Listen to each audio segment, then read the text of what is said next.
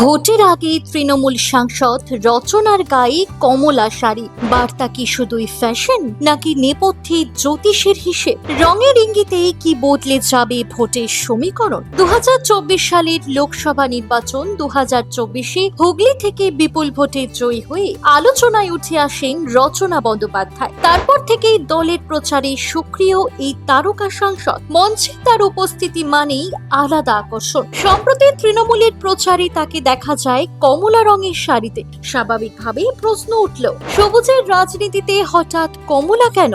উত্তরে রচনা জানালেন, এর পেছনে আছে জ্যোতিষের হিসেব। তার মতে 2026 সাল রাহুর বছর, তাই শুভ কাজে লাল বা কমলা রং পরাই নাকি শ্রেয়। তবে রঙের এই ব্যাখ্যার মাঝেও রাজনৈতিক বার্তা দিতে ভোলেননি তিনি। স্পষ্ট বললেন, সবুজ তো সবুজই, শান্তির প্রতীক।